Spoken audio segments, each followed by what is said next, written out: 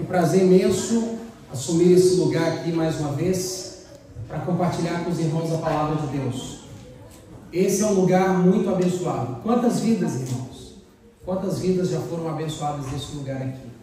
E se não daqui, de outros lugares semelhantes a esse. Embriagados transformaram-se em sóbrios, adúlteros em pessoas de comportamento ilibado, famílias completamente desestruturadas foram reconstruídas, filhos revoltados se tornaram filhos mais amorosos, enfim, milhares e centenas de vidas foram abençoadas deste lugar chamado igreja. E eu louvo a Deus porque você está aqui nessa manhã e veio aqui para receber as bênçãos de Deus também. Amém. Mas veio aqui para se alimentar, para se fortalecer, para voltar para sua casa mais forte, mais seguro, mais consciente da sua vitória. Porque eu acredito que não exista sentimento maior para alguém que se sente um lutador de que ter a certeza de que vai lutar e vai vencer. Eu não acredito que você esteja nessa luta para perder. Alguém aqui tem entrado em lutas para perder? Eu não entro em lutas para perder. Mas então a gente tem que se preparar. Nenhuma pessoa em sã consciência vai entrar em uma luta sem preparo. Todos nós entramos em lutas, sejam elas espirituais, sejam elas físicas, com a intenção de ganhar. Hoje nós aprendemos que estamos em um conflito. Em um conflito que foi transferido para esse planeta, um conflito que eu e você, às vezes nos perguntamos o que eu tenho a ver com isso, mas esse conflito vem sendo transferido de geração em geração, começou lá no céu, transferiu-se para a terra, afetou os nossos primeiros pais, Adão e Eva, afetou os seus filhos, afetou os seus netos, os seus bisnetos, os seus tataranetos, as futuras gerações que viriam através daquelas pessoas. Esse conflito veio sendo um instrumento de destruição. E nós aprendemos hoje na lição da escola sabatina que nesse conflito existem dois personagens. Um usa o amor para lutar, o outro usa o egoísmo. O amor luta para manter-nos unidos, porque um soldado em campo de batalha sozinho, fora do seu regimento, é um soldado de alvo certeiro. Então, Jesus trabalha com amor para nos mantermos unidos. Mas o inimigo de Deus, Satanás, trabalha com o egoísmo para nos separar, para nos dividir, para que a gente seja derrotado mais fácil. Mas nessa manhã eu quero convidar você a pensar na mensagem que eu lhes trouxe, para que você veja isso como uma proposta de Deus para você vencer todos os seus obstáculos. Eu tenho cada dia orado a Deus, pedido a Deus sabedoria para poder vencer. As lutas são diferentes, irmãos, para cada um de nós. Não adianta eu querer lutar a minha batalha com a sua arma. É Davi pretendendo vestir a armadura de quem? De Saul. Não ia dar certo mesmo. Cada um tem sua luta. E cada um precisa ter as suas armas. As suas armas não são as minhas não são as suas. Mas todas precisam estar escritas aonde? Na Bíblia.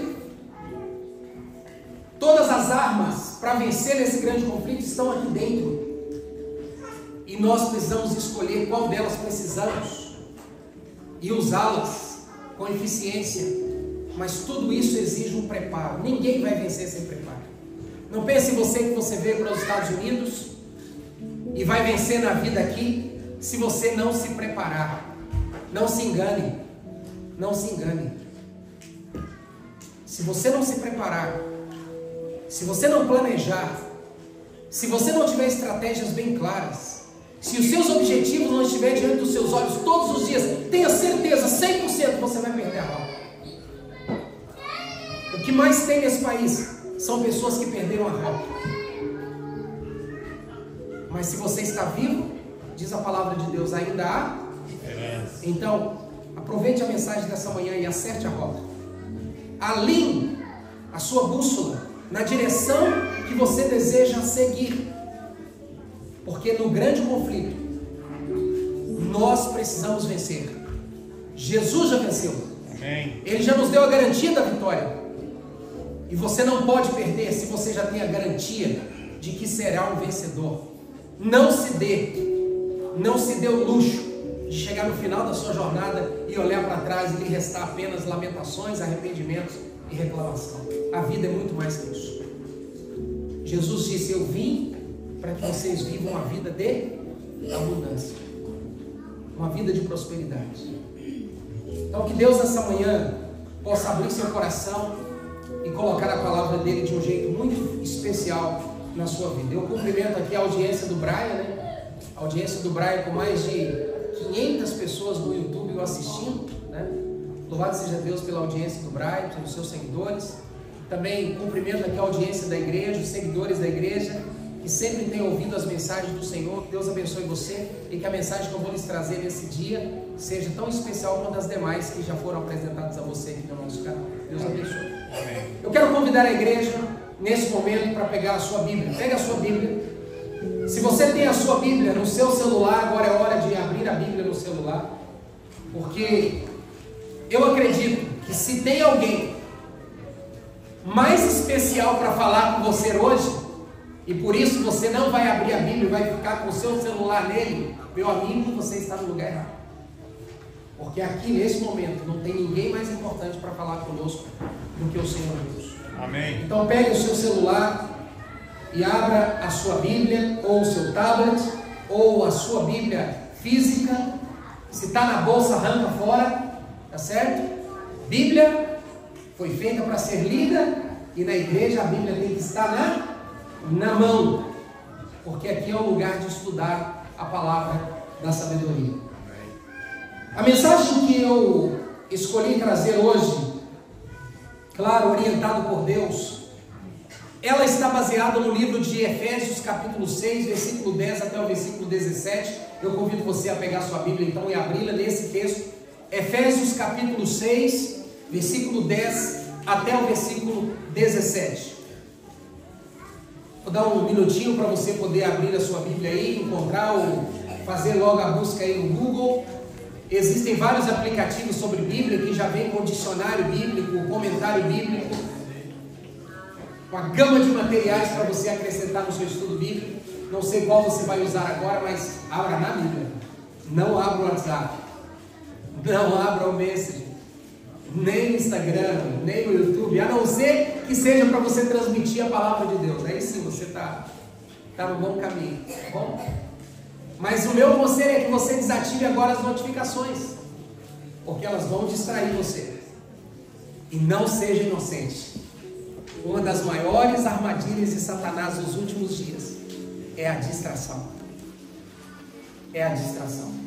Desative, depois você ativa de novo, porque senão elas vão distrair você. Porque não tem nada mais gostoso no mundo do que quando você está com o celular na mão e chega uma notificação e você quer ver o que aconteceu. Isso pode distrair você, tá bom? Inclusive fica aqui a dica: quando você for estudar sua Bíblia, orar, tire as notificações, senão você pode ser distraído. O capítulo 6 de Efésios, versículo 10 até o versículo 17, é um capítulo extraordinário. Tem tudo a ver com o contexto que nós estamos vivendo hoje aqui na nossa igreja. Interessante que quando eu preparei essa mensagem com muito carinho, eu fiquei pensando no contexto também da lição. Porque o contexto da lição é o grande conflito, é a perseguição. E o contexto da minha mensagem não é o grande conflito e a perseguição, mas é como você poderá chegar a ela e vencer. Eu até fiz uma pergunta na minha classe hoje: vocês acham que existe perseguição religiosa? E os irmãos, sem nenhuma sombra de dúvidas, disse, e teve um muito sábio que diz assim: olha, existem níveis diferentes de perseguição. Concordo 100% com essa declaração. Inclusive existe um canal, um site chamado www.portasabertas.com. Faz uma pesquisa nesse site. É um site que trata todas as histórias, todo o contexto missionário ao redor do mundo, mas não agora, só depois, tá bom? E você verá as histórias dos missionários, Inclusive verás fake news também, que dizem por aí: missionário foi queimado em praça pública, corpos de missionários espalhados pelas ruas do Afeganistão. Tudo fake news, mas estava na mídia, e muitos acreditam. Então é um canal, é um site muito interessante. Então nós vivemos um período de perseguição, em níveis diferentes. Porém, a pergunta que eu faço é: como você está se preparando para isso? Porque Apocalipse diz que uma grande perseguição sobre o povo de Deus haverá de vir. Eu até coloquei de uma forma muito clara que a Bíblia não diz que a perseguição virá sobre os adventistas do sétimo dia. Nós seremos afetados, obviamente, que somos cristãos, mas a Bíblia diz que a perseguição virá sobre o povo de Deus. E o povo de Deus está onde? Em todos os lugares. Em todas as religiões há povo de Deus, sim ou não? Sim. Isso é fato. É por isso que nós não podemos levantar nossa voz para criticar religião nenhuma. Porque lá há pessoas sinceras. Há povo de Deus lá. É jogar pedra contra o nosso próprio telhado. Jesus disse: há muitas ovelhas minhas que estão em outros apriscos, mas convém a mim conduzi-las. Ele vai juntar seu povo no momento certo. Amém. E nós somos povo de Deus e estamos aqui juntos. Amém? Amém. E diz que haverá uma perseguição que virá sobre o povo de Deus. Mas a palavra de Deus em Daniel 12, versículo 1 ao versículo 4 diz que nesse período de perseguição, Jesus, o Miguel, o grande guerreiro, vai se levantar em defesa do seu povo. Mas qual é a minha parte nessa batalha? Qual que é a minha parte? Qual que é a sua parte? Pergunto para mim e para você, pergunto para você que está me assistindo, pergunto para você que está me vendo aqui pelo YouTube: você está se preparando? Você é um soldado que está lutando para vencer, ou alguém que está lutando para ser derrotado? Porque eu acredito que será muito frustrante para qualquer ser humano chegar no final e ver que ele poderia ter feito diferente e não fez. Irmãos, não há nada mais frustrante na vida do que você saber que o que você está colhendo hoje poderia ser um resultado diferente, mas porque você foi procrastinador, preguiçoso, incoerente, orgulhoso por não aceitar o conselho e não implementou na sua vida o que iria lhe dar resultados diferentes. Não espere receber as mesmas coisas fazendo coisas diferentes, fazendo as mesmas coisas, perdão. Não espere receber resultados diferentes fazendo as mesmas coisas que você fazia. Essa é a frase correta. Não espere que você vai entrar no reino celestial, nas portas da eternidade, fazendo as coisas que te tiram das portas da eternidade. Você precisa viver uma vida espiritual coerente, fazer coisas que te levam para o reino celestial, as portas celestiais não estarão. É assim que funciona. Então, pastor Marcos, como eu devo me preparar para esse grande encerramento da história da humanidade? Porque se você pegar qualquer livro, amigo, qualquer filme de ficção, existe o vilão e existe o herói. Existe o começo e existe o fim. A história da humanidade é assim, início e fim. Haverá um fim. Quando? Não sabemos. O fim da história da humanidade não sabemos, mas a minha história pode chegar ao fim a qualquer momento. E como que eu estou lutando? Como que eu estou lutando? Eu estou lutando de peitos abertos para levar um dardo inflamado do maligno? Ou eu estou me protegendo com o escudo? Como que eu estou lutando? Como que eu estou lutando? O apóstolo Paulo, quando ele escreveu essa carta e mandou para a igreja em Éfeso, a igreja de Éfeso estava passando por perseguições violentas e Paulo estava preso, encarcerado. E isso foi por volta do ano, entre o ano 60 e o ano 62 depois de Cristo. Você sabe que a perseguição contra a igreja cristã na Judéia começou com Estevão e começou a arrefecer, a aquecer ao longo dos tempos que foram se passando. E Paulo, vítima dessa perseguição, e vocês sabem por quê? Encarcerado, escreveu uma carta para fortalecer e animar e motivar os irmãos da igreja de Éfeso, que estavam também passando pelas mesmas coisas que ele. E Paulo faz uma carta como sugestão. Por que sugestão, pastor? Porque tudo na Bíblia é você quem decide seguir ou não. É você que decide fazer ou não. A vida é sua. A vida é sua. É você que decide como que ela será. Ah, mas eu fui criado assim, minha mãe me tratou assim, meu pai me tratou assim, o meu lugar onde eu cresci era assim, por isso que eu sou assim. Quebra esse ciclo. Isso não é você. O seu pai fez isso porque era tudo o que ele sabia. Mas se você obteve conhecimentos além dele, faça diferente, não repita as mesmas coisas. Você tem chance, porque a vida é sua, é uma outra vida. Você pode ser diferente, acredita nisso. E Paulo, então, vendo essa circunstância da igreja de Éfeso, ele envia essa carta de dentro da prisão, soldado romano de um lado, soldado romano de um outro. E Paulo estava diante desse soldado aqui, praticamente. Coloca para mim a imagem, fazendo um favor. Paulo estava na prisão, encarcerado, e ele vê um soldado como esse que será projetado aqui. E a Bíblia diz que Paulo, inspirado por Deus, imaginando a situação da igreja em Éfeso, Paulo vendo o conflito que eles estavam passando, então Paulo vendo um soldado, o Espírito Santo olha para Paulo e fala assim: Paulo, olha para esse soldado. Paulo olhou para o soldado. Eu estou aqui dando uma visão assim mais lúdica para você poder entender melhor. Isso não está escrito na Bíblia, eu só estou criando aqui um enredo melhor para você entender. O Espírito Santo então fala: Paulo, olha para esse soldado. E Paulo olhou para o soldado. E o Espírito Santo diz: Paulo, olha a armadura desse soldado. E Paulo olhou a armadura desse soldado.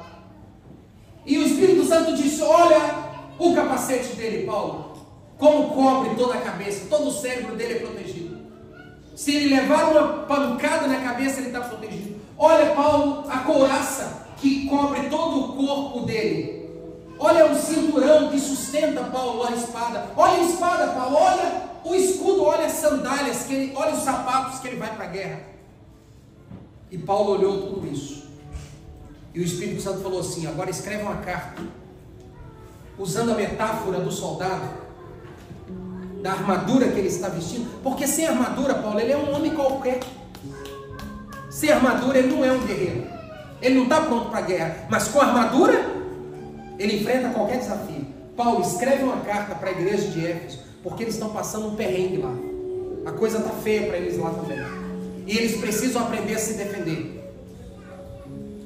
Então pega essa armadura do soldado, Paulo, e usando essa armadura de uma forma metafórica, faz uma mensagem para eles de preparação, para eles enfrentarem essa batalha. E Paulo escreveu Éfeso, capítulo 6, versículo 10 ao versículo 17. E lá está escrito assim, vamos ler juntos. Éfeso, capítulo 6, versículo 10 a 17 diz: quanto ao mais, escreveu Paulo, sede fortalecidos. Imagina comigo Paulo escrevendo, porque Paulo não era qualquer pessoa, uma mesinha pequenininha, talvez em cima da pedra, uma lamparina, um potezinho de tinta, uma caneta de pena. Pensa nessa cena. E o Espírito Santo falando ao ouvido de Paulo. E Paulo reproduzindo. Com a imagem de quem na cabeça? Com a imagem do soldado. E o Espírito Santo fala assim: Paulo, escreve para o povo lá dizendo o seguinte: quanto ao mais, irmãos, sede fortalecidos. Paulo não está dizendo, o Espírito Santo não mandou Paulo falar para a igreja: vocês estão fortes. Porque quando eu digo para você que você é uma coisa, crio em você um sentimento. E muitos não têm administração desse sentimento. Alguns às vezes usam o sentimento de que você é algo positivo para humilhar o outro que não é. Então muitos se envaidecem. O Espírito Santo, conhecendo o coração do ser humano, diz assim: Paulo escreve para ele, não que eles são fortes, mas escreve para ele o seguinte: sede fortalecidos, continue se fortalecendo no Senhor e na força do seu poder. Não a força espiritual em alguém que não venha do Senhor.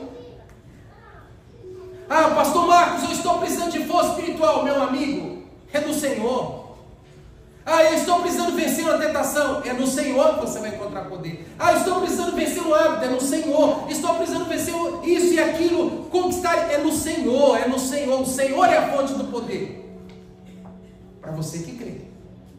Porque se você crê e está buscando a força em outro lugar, você está equivocado. A força que vence o mundo é a força do Senhor Jesus. Então Paulo diz: revestidos de toda a armadura de Deus. Com quem que ele estava em mente? O soldado, o guerreiro. Mas agora o Espírito Santo diz: Paulo, não menciona o soldado romano. Você vai dizer que Deus também tem uma armadura no grande conflito. Ele é um guerreiro e ele tem uma armadura. E essa é a armadura que todo crente precisa vestir para vencer. E ele diz o seguinte: revestivos só do sapato? Só do escudo? Só do capacete? Só com a espada? Não. Revista de toda a armadura de Deus, para poderdes ficar firmes contra as ciladas do diabo. Por quê? Porque a nossa luta, querida igreja, não é contra sangue e carne, isto é, contra ser humano. A nossa luta, escreveu Paulo, e sim, contra os principados e potestades, contra os dominadores desse mundo tenebroso, contra as forças espirituais do mal. Mas essa carta era para animar a igreja de Éfeso, que estava passando pelo quê? Perseguição. E quem é que persegue um outro ser humano? Quem é que persegue um ser humano? Um outro ser humano. Então, Odaí, se um ser humano persegue o outro, logo acredita-se que a força do perseguidor vem dele e não de algo externo. Mas o Espírito Santo disse assim: a perseguição que a igreja está passando não vem dos soldados, eles são apenas instrumentos, porque quem está por detrás são as potestades do mal. São as potestades do mal. Irmãos, o mal é real. Misericórdia. O mal é real. O mal é real. Satanás é real, mesmo sendo espírito. Os demônios, que foram os anjos expulsos do céu, que vieram com eles, são reais, tanto quanto o seu líder. E eles trabalham dia e noite, incansavelmente, para nos atacar, para nos destruir, para arruinar a nossa vida e nos trazer infelicidades. E Paulo disse: essa é a sua luta. Olha para cá, irmão, essa é a sua luta. Sua luta não é contra a sua esposa, abre o teu olho. Tua luta não é contra o seu marido, abre o seu olho. Sua luta não é contra os seus filhos, e nem os filhos estão lutando contra os pais. Essa guerra que existe nas famílias, na sociedade, são os demônios, irmãos. É Satanás, é ele que está por detrás disso. Essa é a luta. Essa é a luta que a gente enfrenta nesse planeta. E se o nosso inimigo é físico, a gente chama a polícia. É ou não é? Se o nosso inimigo é físico, a gente coloca grade na janela. A gente coloca uma outra fechadura. A gente se defende. Compra um carro blindado. Para de sair à noite, contrata seguranças. Se a nossa luta é contra carne e sangue, existem muitos meios de se proteger com a matéria. Mas o problema é que a luta é espiritual. E se a luta é espiritual, não dá para lutar com armas físicas. Está entendendo? Contra Satanás não adianta você ser forte materialmente. Isso não vai mudar em nada. Porque ele entra pelas frestas da sua porta. Ele entra pelas frestas da porta do seu carro. E aí você briga com a sua esposa lá dentro, mesmo ele sendo blindado. A nossa luta é contra seres espirituais. E contra seres espirituais precisamos usar armas espirituais. Então Paulo diz assim: tomai toda a armadura de Deus para que possais resistir no dia mau. Essa é a armadura que estava na mente de Paulo, e agora o Espírito Santo diz, fala para eles agora usarem a armadura de Deus. E o título do meu sermão está aqui. Se alguém quiser depois eu dou essa cópia. Uma sugestão divina para conseguirmos vencer. É uma sugestão. Então, você usa se você quiser. É uma sugestão. O que eu vou dar para vocês aqui é uma sugestão que eu peguei na Bíblia, nesse livro que você desacreditar. Talvez nessa manhã eu esteja falando para alguém que está numa luta tremenda e pode estar sendo até derrotado. Lembre-se que há um espírito de demônio por detrás dessa luta. Você não tem que lutar contra o seu patrão. Você não tem que lutar contra a sua esposa, contra o seu filho, contra o seu marido, contra o seu amigo, seu vizinho. Sua luta é contra o que está por detrás. Se você fizer a luta certa, usar as armas certas, você vai vencer. Amém. Amém? Amém. Então aqui está a sugestão. E a sugestão é a seguinte. Versículo 14. Estai, pois, firmes, cingidos com a verdade. Como é que os soldados se cingiam? Essa expressão cingir era se cobrir da cintura para baixo. E aqui eu tenho a foto de como eles se cingiam, guys. Aqui tem a foto de como eles se cingiam. Eles se cingiam com um cinturão. Talvez essa imagem não vai dar para você ver muito, mas ele está com a mão na cintura e está com a mão exatamente em cima do cinturão. E a Bíblia diz que ele deveria se cingir com o cinturão da verdade. Da verdade. Por que a verdade? Porque a palavra de Deus em João 8,32 diz assim: e conhecereis a verdade, e a verdade vos libertará. Por que ele se cingia? Por que essa era uma parte da armadura? Porque era o suporte de todas as outras armas que ele iria usar. A verdade. Então Paulo diz: cristãos de Éfeso, a primeira coisa que vocês precisam fazer é colocar a verdade em vocês. Porque contra a verdade não há o quê? Não há argumentos. Porque é um fato. Aconteceu de fato. Jesus em Mateus 24 diz 7 vezes que nós deveríamos tomar cuidado com os enganos que viriam no mundo. Quem não sabe a verdade acredita na mentira. E quando a mentira não é dita, ela se torna, quando a verdade não é dita, ela se torna mentira. Quando ela não é vivida, ela não produz testemunho de verdade. Mas uma mentira dita várias vezes, inevitavelmente se torna uma verdade. E os seus frutos são frutos de mentira. Primeira coisa que você precisa fazer é buscar a verdade. Qual que é a verdade? A verdade está nas Escrituras Sagradas. Mas eu não leio a Bíblia, então você está fácil de ser enganado pela mentira. Porque a Bíblia é a verdade. João 17 diz: santifica-os na palavra, a tua palavra é a verdade. Você quer vencer os enganos? Cinja-se com a verdade. E a verdade está em suas mãos. Está no seu celular, está no seu tablet, está no seu computador.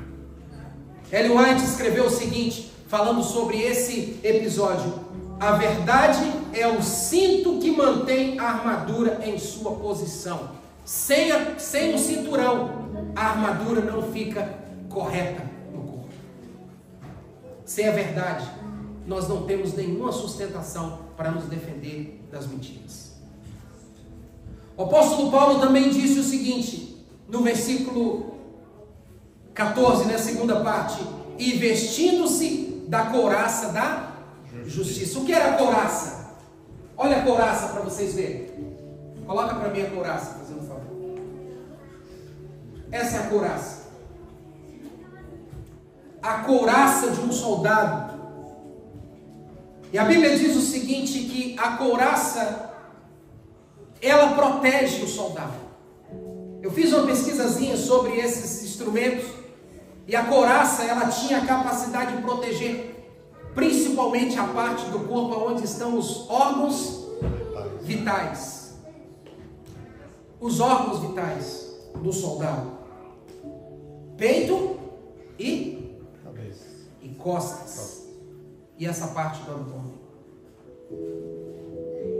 A Bíblia diz que o inimigo nos acusa todos os dias, e que ele iria projetar sobre nós dardos inflamados.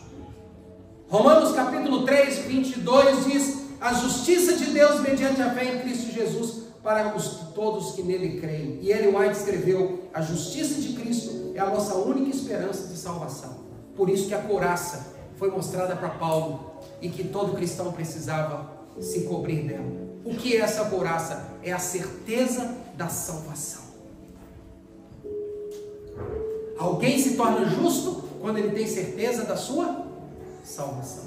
Um cristão que quer enfrentar o grande conflito e passar por essa perseguição de fé, ele precisa ter a verdade com ele e a certeza da salvação. Porque se ele não tiver a certeza da salvação, ele vai entrar no período da angústia de Jacó e vai sofrer com isso. Você precisa ter certeza da sua salvação. Você tem certeza da sua salvação? Se você olhar para quem você é, sim. Mas se você olhar para quem você é, não. Mas se você olhar para quem é Cristo, e você é salvo por quem? Você é salvo por quem? E não por você. Então você precisa ter essa certeza. Se você não tem certeza da sua salvação, o sacrifício de Cristo não foi tão poderoso assim sobre o pecado.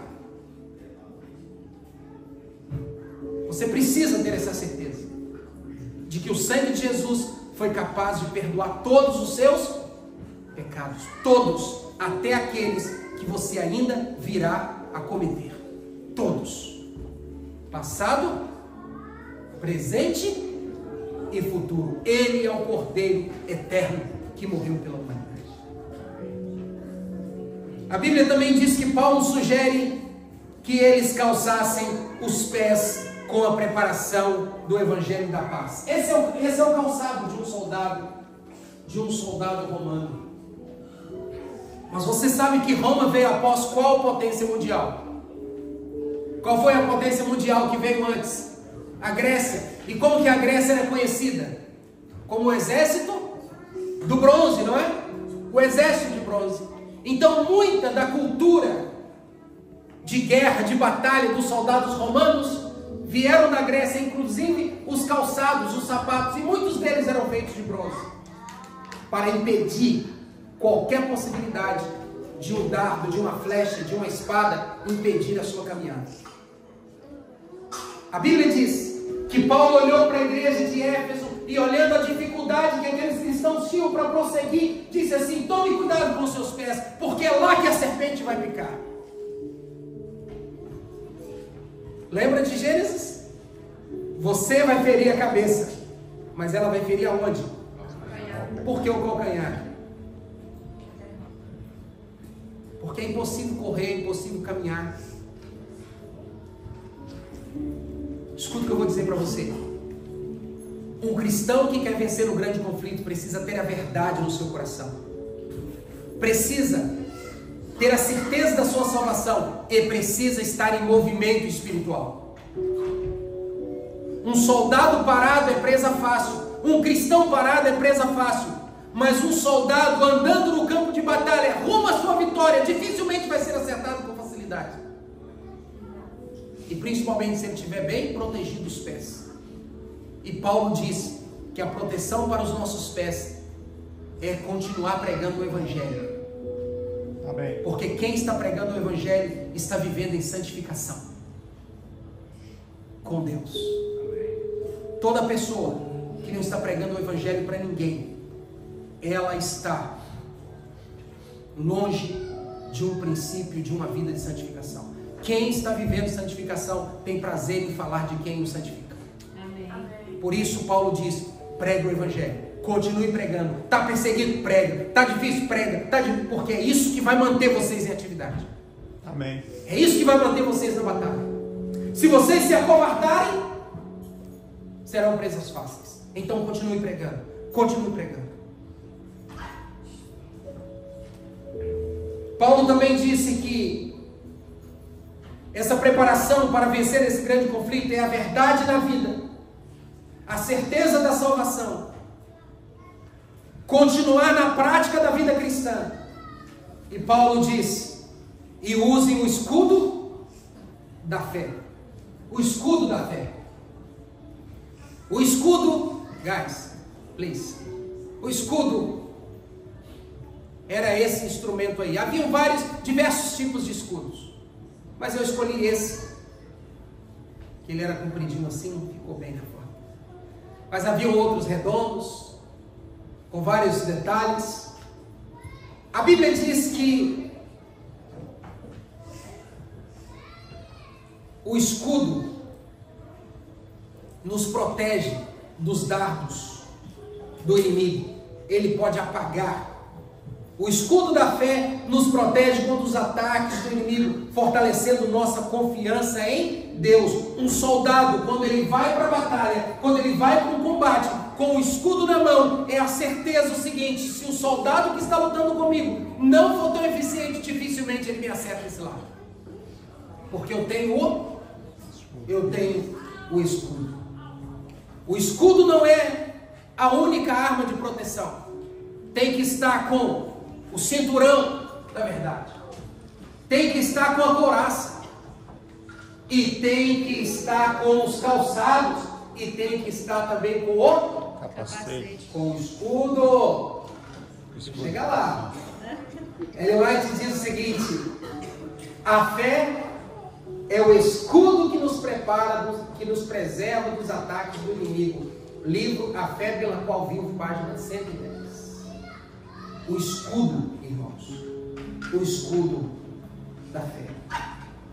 Mas o apóstolo Paulo ainda sugere: use o escudo da fé, com o qual podereis apagar os dardos inflamados do maligno, e tomai também o capacete da salvação. O capacete da salvação nos protege contra os questionamentos, contra as incertezas. Imagine um jovem que vai para a escola, que vai para a universidade, sem o capacete da fé. Os questionamentos poderão mudar a sua vida e desviá-lo dos caminhos. Isso não é lavagem cerebral. Não quer dizer que a igreja faz uma lavagem cerebral. Mas é que os questionamentos que há no mundo hoje são questionamentos de pessoas que não têm a Bíblia como suas bases de formulação de questionamentos. Mas é Nietzsche, é Darwin, é Karl Marx e outros filósofos com ideologias completamente a palavra do Senhor. Então você precisa cobrir a sua mente com o capacete da salvação. Você precisa saber em que você acredita.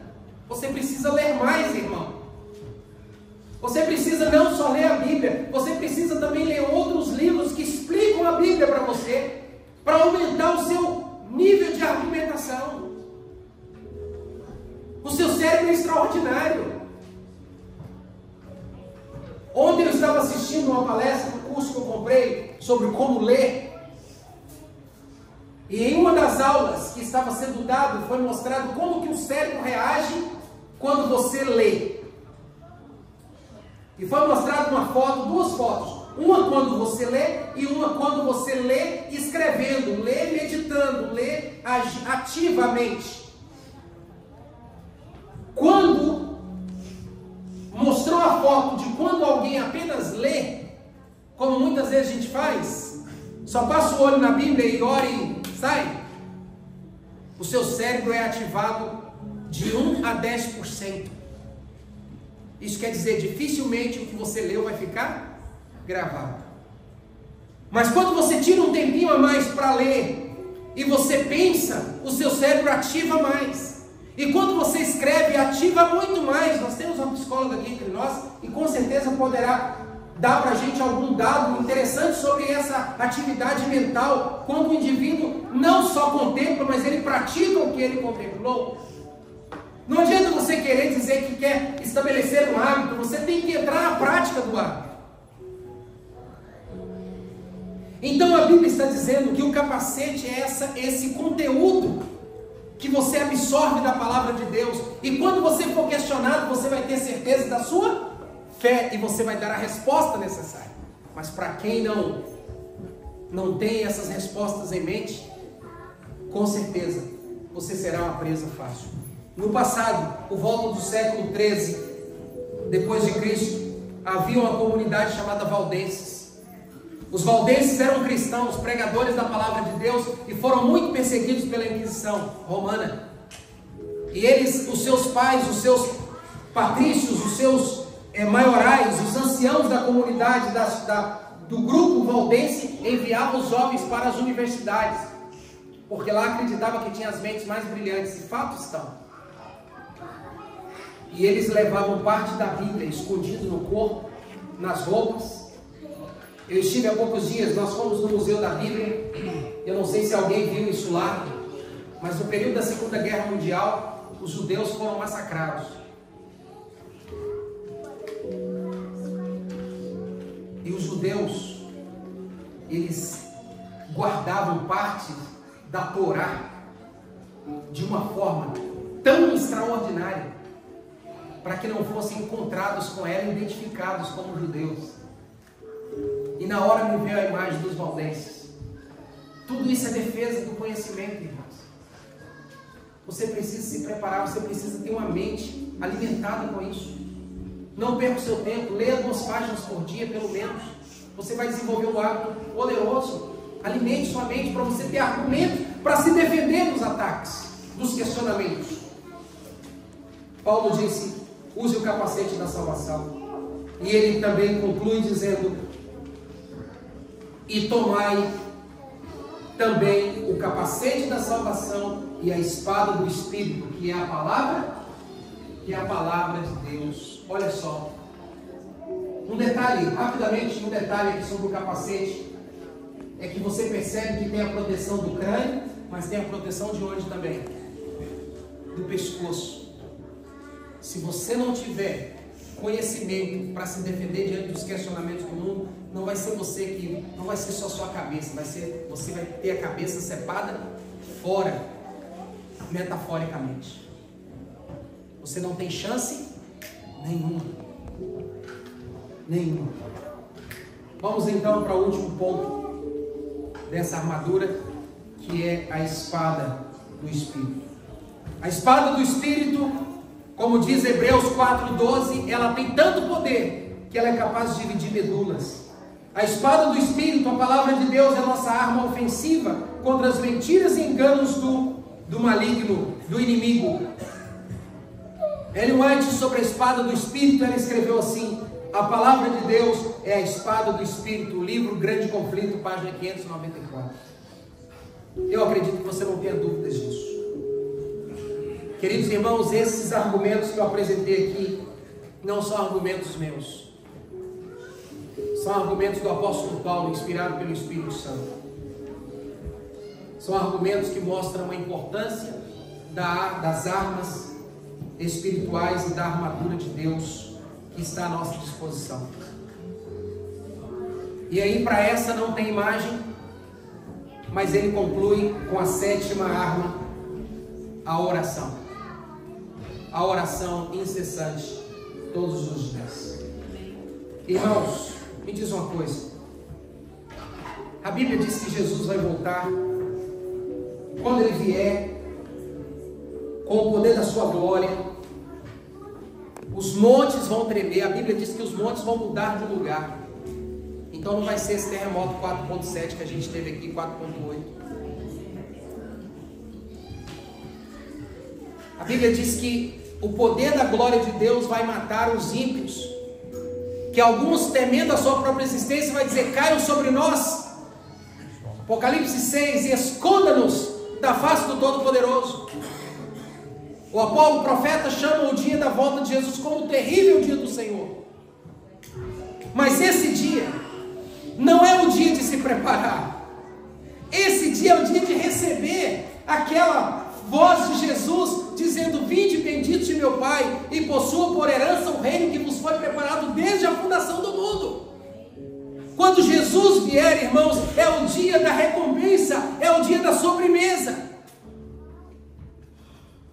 É o dia de receber tudo aquilo que Ele prometeu para a gente. É o dia que nós não mais choraremos. É o dia que nós não mais sentiremos dores. É o dia que esse corpo corruptível será revestido da incorruptibilidade. É o dia que num piscar de olhos nós passaremos de pecadores para santos eternamente. É o dia que o destino de Satanás será decidido dos seus anjos. É o dia que o destino de todo ser humano que ignorou o preparo também vai receber sua recompensa. Nós vivemos uma geração de pessoas que eles querem o resultado das coisas. Eles não querem, olha aí, Gilmar, o processo. Porque o processo é doloroso. É ou não é, Marisa? Sim. Você está construindo uma casa. Você já me falou sobre isso. Mas imagina, você levanta todos os dias e corre atrás, porque senão a casa não chega. Ontem eu conversei com o Odaí. Quantas horas de distância? 1h30 de distância. Outros aqui trabalham 2 horas. Já imaginou sair 6 da manhã e voltar 8 da noite? Esse é duro, doloroso. Mas é um processo. O resultado virá, mas sem processo não tem resultados. Para de viver no mundo da Alice, no país das maravilhas, meninas. Não pensa que vocês vão receber resultados grandiosos na vida de vocês sem passar pelo preparo. Tem que se preparar, tem que estudar, tem que ler, tem que fazer cursos. Não estou dizendo que você tem que pagar por isso, tem muita coisa de graça na internet, mas tem que crescer, tem que pagar o preço. Tem muita gente querendo resultado fácil. Não tem almoço grátis no mundo. Não tem. E há um preço a pagar. A Bíblia diz que nós receberemos a coroa da vida eterna. Mas tem um preço. Qual que é o preço? É você se preparar. É você buscar a verdade. É você exercitar sua vida espiritual. É você colocar conhecimento para não ser enganado. É você usar a espada para atacar, mas também para se defender. É usar o escudo da fé. Você precisa vestir essa armadura, está entendendo? Eu tenho uma. Estou tentando comprar um tamanho menor. Mas está um pouco difícil, mas eu vou trocar aqui. Sua armadura só cabe em você. A minha não cabe no Isaac. Gostaria. Mas a do Isaac não cabe em mim. Também gostaria. Nossas armaduras são diferentes. Certo?